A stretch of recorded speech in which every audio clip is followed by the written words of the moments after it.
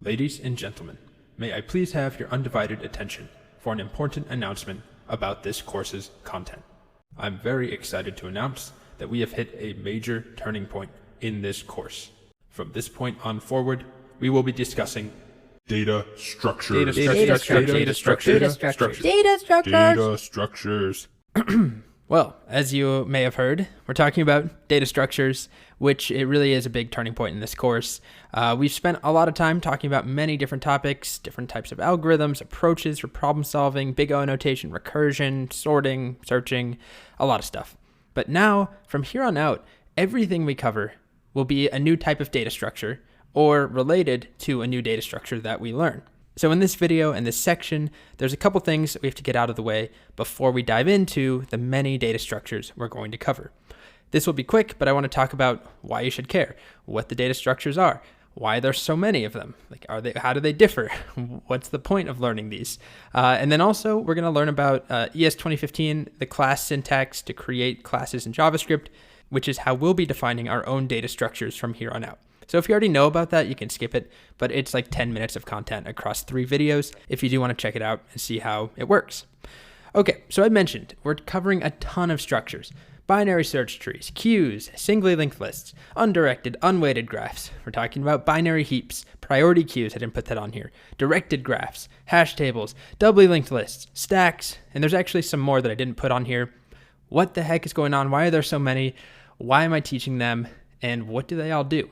So we're not going to get into what each one does individually here, but just know we will implement each one of these as their own class. So we'll define it from scratch, sort of like if we were defining our own array or our own object, although it's a little higher level than that. The structures we're going to build are a little bit more complex. So let's start with what all of these have in common. What do they do? What makes something a data structure? We've kind of touched on this early on. We talked about arrays and objects. Those are data structures, as well as all of these things. These are data structures. And there's hundreds, dozens of very well-known ones, and hundreds of, maybe thousands of very nuanced niche variants of data structures. All of them, what they have in common is that they are collections of values. They contain the relationships among those values and the functionality or operations that can be applied to the data. So think of an array. An array holds many values. It also contains the relationships between those values, the order in the case of an array. And arrays come with all sorts of built-in methods and functionality, ways of interacting with them, adding to them, removing, push, pop, that sort of thing, but also sorting, reversing, whatever other functionality there is. So we'll define our own structures that fit this exact same mold. When we define a singly linked list, that's the first one we cover, it will not only hold data, but it also puts them obviously in a particular way where there's a relationship between each piece of data. It's not just randomly deciding how to store it. There is a particular pattern, a relationship. So it holds a collection of data, and we'll be writing a bunch of methods. We'll add our own push, our own pop, our own reverse. What else? There's probably 7 different methods we add to a singly linked list, and they all help us interact with the singly linked list. Same thing when we talk about graphs and trees and heaps and everything else we do from here on out. We'll be defining a class called whatever our new data structure of the day is. And then on top of that, we add a bunch of functionality. So why are there so many? That's a good question. It comes down to the fact that different data structures excel at different things. So some of them are very specialized, but some of them are pretty general, commonly used things like an array or an object in JavaScript, which is why those come for free, right? We don't have to implement those on our own. But if we're trying to work with a red and black tree or an undirected graph, something like that, you usually don't get that for free in a programming language. You have to go and implement it. But that doesn't mean they're not useful. It just means that they are very useful in special cases. And you have to be able to know when to use one of those. You have to know about them in order to write one, if that makes sense. So they all do different things. And as we go through this course, you'll see when certain ones make sense. And we talk about usages and examples and real world use cases, as well as interview problems. So you might see a data structure like this. This is a visual representation of an array. Here's another one we'll look at, a linked list. This is a singly linked list. We'll also talk about doubly linked lists. Here we have a hash table. These are just visual representations, but you can see these are all different relationships between the pieces of data, but they all are storing numbers, just totally different ways of storing the same type of data. This here is a binary heap. It's also a tree. This is a binary search tree, slightly different rules. This is a graph. This case, an unweighted, undirected graph. This is an unweighted, directed graph. Similar, but different. So the point is, all of these do the same thing at the end of the day. They store data, but their behavior, the relationships between the data, and their functionality, the methods we get to act upon them, are very different.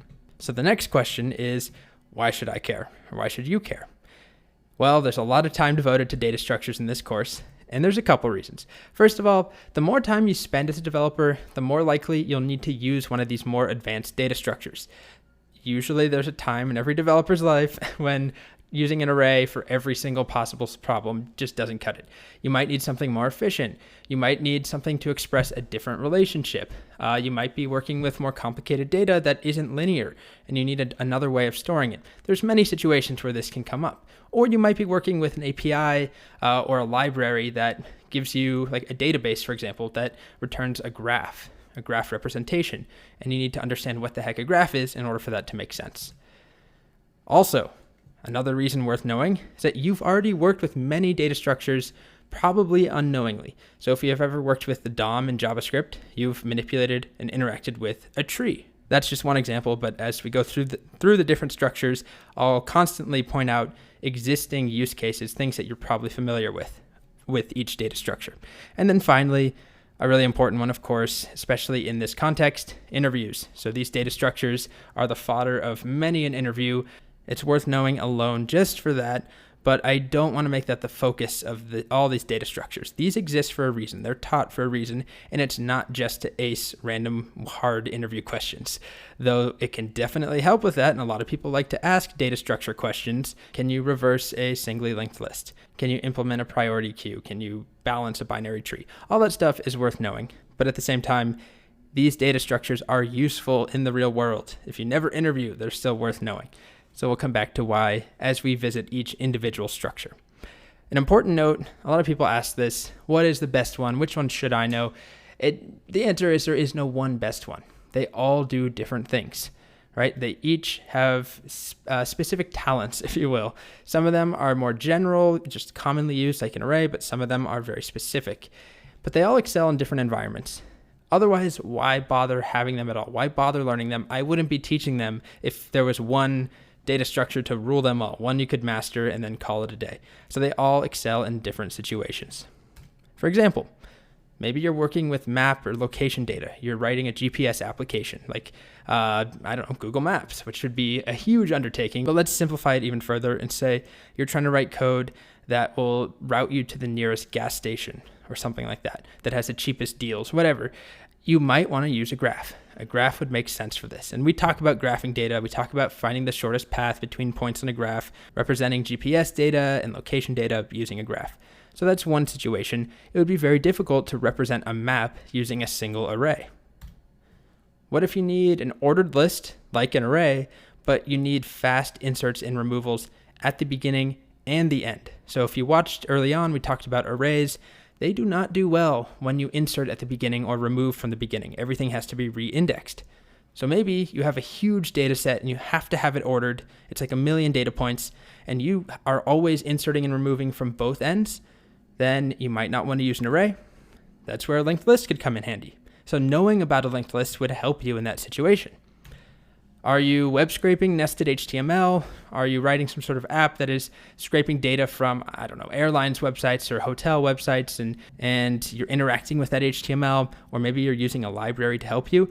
Well, it's almost guaranteed to give you the data in a tree. Do I have another example? Need to write a scheduler. So this might be a bit more nuanced than HTML, but if you're writing an app that has tasks that are scheduled and you need to find what's the highest priority task to handle at any given point, you might use a binary heap. So we'll talk about priority queues and binary heaps in that section. Okay, so enough of those examples, but hopefully that makes it clear. These all excel in different situations. There is no one data structure to rule them all. Definitely go through all of them. But along with that, a quick message. There's a ton of content here From here on out, this data structure stuff gets dense. And I highly recommend you don't just go one section at a time and sit through the night, or even do it all in a day or two. It's a lot. I beg you, please. It will burn you out. This is content that in my classes, we do over 2 weeks of an intensive boot camp where it's 10 hours a day, sometimes 8 hours, but usually 10 hours a day. We do 2 weeks, so that's 10 full days to cover this data structures content. And those are people who have been, in this classroom for 12 weeks or 10 weeks at that point. So they're relatively skilled developers, and they are expecting a tough time for the last 2 weeks. So I beg you, don't try and fly through this in a night or two, or even a single week. It's a lot. For example, watch the singly linked list section. Take a break. Take like an hour, 2 hours, 3 hours, an entire day, come back after the weekend, whatever it is, and then do doubly linked lists. Don't do them one right after the other. It's up to you, of course, but that's my recommendation. There's a lot there. Okay, and one last little note. Please pay attention to the prerequisites listed for each section. So a lot of these data structures build upon one another, or in some of the later sections, like when we talk about graphs, we talk about a particular algorithm called Dijkstra's shortest path algorithm. And in the algorithm itself, we actually use another data structure from earlier in the course called a binary heap. So if you skip the binary heap section and go right to the graph section, you will be missing some important information.